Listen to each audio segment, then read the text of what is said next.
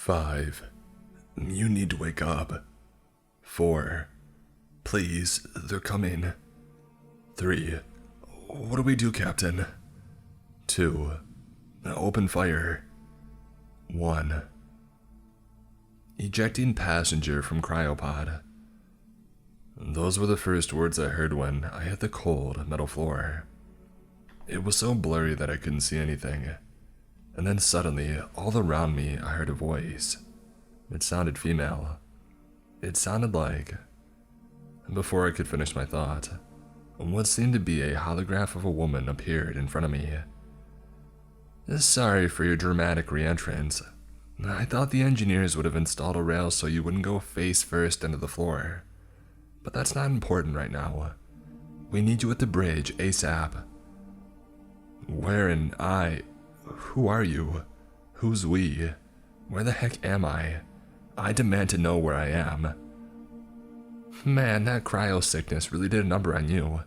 It must have caused some form of amnesia. I mean, you weren't even out for that long. You were in there for just a year. A year? Where am I? You're on a UNE exploration ship, proudly named the Spearhead, first of its class. A spaceship? How? Why am I on here? Oh boy, this is bad. Sorry to break it to you, but you're the captain of this ship. The reason you're awake right now is because we were going to broadcast the first successful, instantaneous jump to another system to all the people on Earth. It's a big moment for humanity, of course. This is insane. I don't even know who I am. Not even my freaking name. Oh, don't worry. All you have to do is be presentable in front of all of humanity. Make the jump and then you can go back into cryosleep. Who's going to command the ship then? We have a secondary captain for situations like this. Now here, get dressed. It's almost time. I started getting ready with the clothes this AI gave me. It had a UN logo on it. I don't remember the UN ever having a space force, not even an army. I need to find out what is going on. The AI started giving me instructions to the bridge and gave me a table with the script of my speech I was supposed to give to the rest of humanity. It was a large burden for someone who just came into the world knowing nothing. I walked into the bridge and saw a man and woman rapidly stand up and salute me. Didn't really expect that, to be honest. Sir, it's good to see you in good health. Captain, this is Second Lieutenant Velasquez. He was the top in his class in aeronautics in the United States Air Force, and is a master at almost everything. Well, almost everything. It chuckled to itself. And this is Cadet Von Deo, a master of physics and a bachelor in biology from MIT. Quite impressive. Captain. Just by glancing at her for less than a second, I saw she wasn't the military type, unlike Velasquez. Alright, let's get this show on the road. Start the transmission to Earth. Copy that, sir. I saw her starting to press some buttons on her station, and soon a screen showed the insides of the famous UN General Assembly, with all the representatives of the nations of the world waiting for me to speak, and probably the rest of the world was listening too. I started reading my speech. Representatives of the United Nations and all the people of Earth, today is a historical moment for not only the whole that is humanity, but to the future generations of our kind. Today marks the day we as a species venture into the stars to claim them as our own, explore the galaxy and discover the mysterious of the universe. We will become the people of the stars today, and with this new technology, we are able to achieve this, which was unheard of many years ago. So think of the endless possibilities that await us in the future. Today is the step that will lead humanity to great wonders and achievements. Now, let us take that step now. Lieutenant Velasquez, set course to the Epsilon Eridani system. Yes, sir. Setting course to the Epsilon Eridani system. We are jumping in 5, 4. I started hearing something strange behind me. It sounded like scratching and screeching of something like an animal. 3, 2. I then heard 2 words in English that made me rethink this whole exploration operation. Turn back. 1, jump. What I saw turned my insides out. It was so beautiful and yet so terrifying. So many colors went by so fast, and in an instant, everything turned black. No stars, just pure blackness. And then, it spoke a sentence to me, but I didn't know what type of language it was. But it sounded so familiar. Ingressus est stamin. Suddenly, we dropped out of the void and entered real space again. Sir, by the computer's calculations, we are 10.5 light years away from the Sol system. We have made it to the Epsilon Eridani system. It worked. He exhaled his shaking breath. We were all excited, but what we expected was what we got. A couple of rocky, barren worlds and 2 gas giants. Don't get me wrong, I wasn't expecting a lush planet, but nevertheless, I shouldn't get my hopes up. But what concerned me the most was that voice. What was it warning me about? Maybe in some way, it's connected with my memory loss. Before I could ponder it any longer, I was interrupted by Velasquez. Sir, orders. I'll take it from here, Lieutenant, stated the AI. Miss Vaughn, may you take the captain to the sickbay and examine him for any anomalies. Precautions are essential since, if there is any sign of trouble, there are no reinforcements coming to rescue us. Why me? I'm not a doctor, not even a medic. Can't you do it? If you are able to conduct these types of trivia tests, can't you? I need to make sure the radiation from our jump doesn't melt our armor and expose us to the vacuum of space. As your commanding lieutenant, I order you to stop bickering and to do what it tells you, cadet. Yes, sir. I was then escorted down the hall by Miss Vaughn to the medbay, presumably to examine the mystery that is my amnesia. I felt that she didn't like taking orders with an intelligence not of human origin, so I took the initiative. Having just achieved the greatest leap for humanity, you don't seem overly joyed, Miss Vaughn. You can call me Alyssa, Captain. I'm not so strict as a Mr. Lieutenant over there. You can say that again, I laughed, and I turned to her, still laughing, and she smiled. I took her for such a serious person. I kind of forgot she was human. Come on, let's get you to the medbay. I had totally forgotten that we were in space and there was no gravity. So, when I saw that walking was an easy task, I thought that we're a form of inertial dampeners being activated. This is too much. Can I ask you something? She nodded to my question. What year is it? The year, it's 2023. Thank you. I could tell some suspicion was starting to arise between us, but then, out of the corner of my eyes at the medbay, honestly, on first glance, it looked more of like a laboratory than a medical bay. Advanced machinery, holoprojectors, and advanced medication to cure almost all diseases known to man. It was incredible. I need you to lie down here, please. She led me to the bed with advanced scanning equipment above it. Maybe it was to scan my brain or do basic surgeries, like in that movie, Prometheus. I laid down on the bed and the machine started moving up and down, adjusting and measuring. After about 2 minutes, the machine retreated to its original position. Then I got up and started walking to Alyssa, but her expression frightened me. Hey, you okay? What's wrong? I then turned to see the screen she was observing. What I saw caused me to become null of reaction. It was a worm-like organism. It was small but noticeable. It was near my cerebellum, wiggling around as if making room. Before I could react, and look at Alyssa. I was knocked unconscious.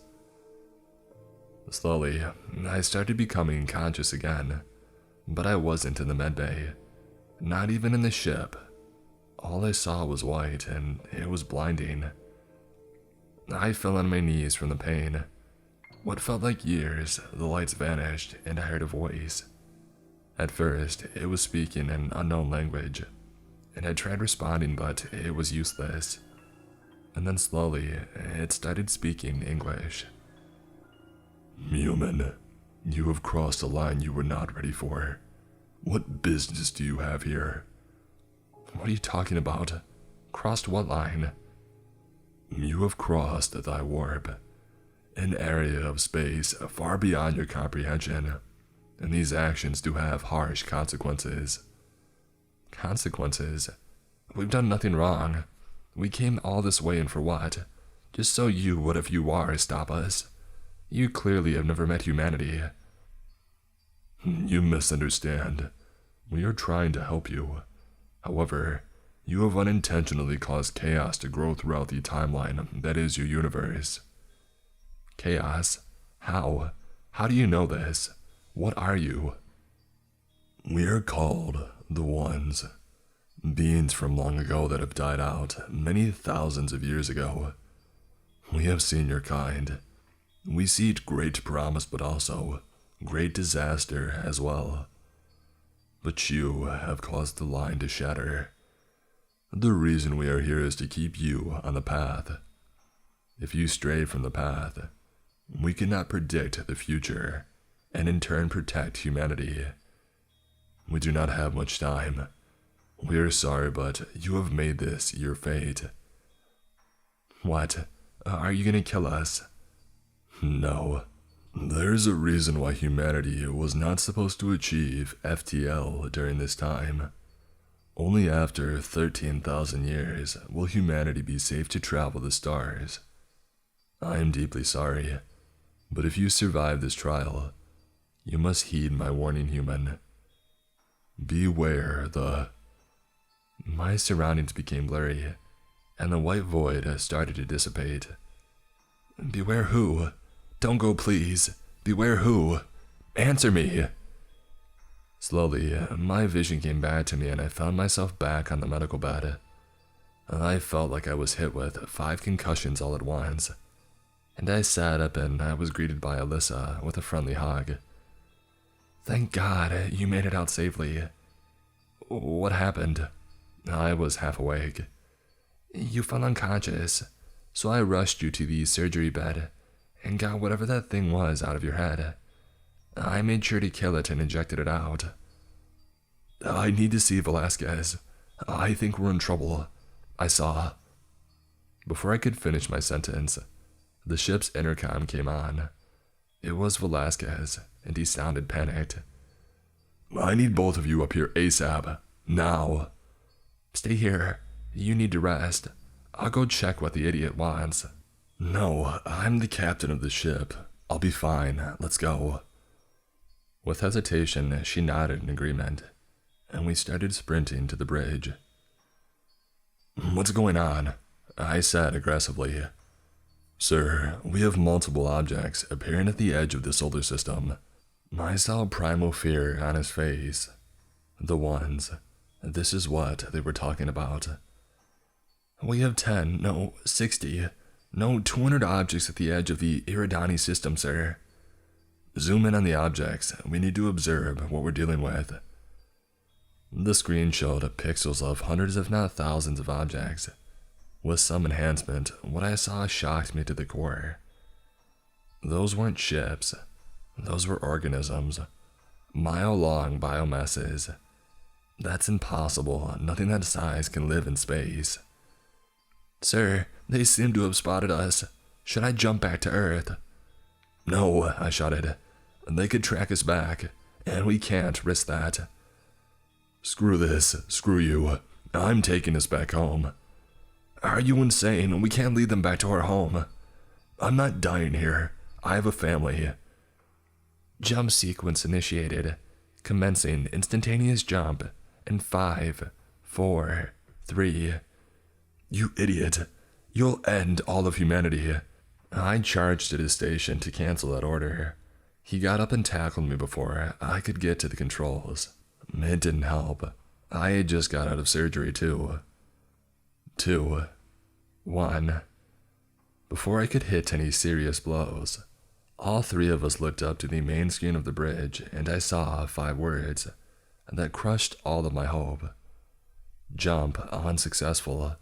Subspace anomaly detected. Behind the error display, we saw those things getting closer and closer. Putting our fight aside, we checked to see if the system was working properly. 2nd time error. 3rd time error. The 4th time was an error too. Do we still have sublight engines? I asked. We do, but... Shut up and get us out of here. Move to the nearest gas giant and hide behind the dark side of the planet. Sir, we have incoming vessels, too fast to be intercepted with our defenses. Fire the autocannons. Brace for impact. These smaller craft were accelerating towards us at high speeds, but they weren't firing any projectiles. Too big to be missiles. They're boarding craft. They zipped past the bridge and soon we heard an alarm. Hull breach in sections 4 and 9. Multiple organisms rushing toward the reactor. We need guns now. We can't let them access the database and find Earth. Erase everything and send a warning to Earth now. Alyssa started typing rapidly at her station. Sending transmission to Earth. I could hear her silent cries. Here, sir, take this. 5 mags for me and you, and 2 for Alyssa. I received a G-36C, and he got a M249, while Alyssa was given a Glock. Me and Velasquez set up positions and sealed the protective door, which separated the whole ship from the bridge. The aliens had made it to the reactor. They are tearing it apart. Luckily, the fusion drive will not cause an explosion. I'm sorry. It's been an honor, sir. The honor is all mine. The power to the ship disconnected, and the bridge was in total darkness. We turned on our flashlights and prepared for our soon final moments, aiming our weapons at the door. It's been an honor, sir, said Velasquez. I looked at him. Likewise, Lieutenant.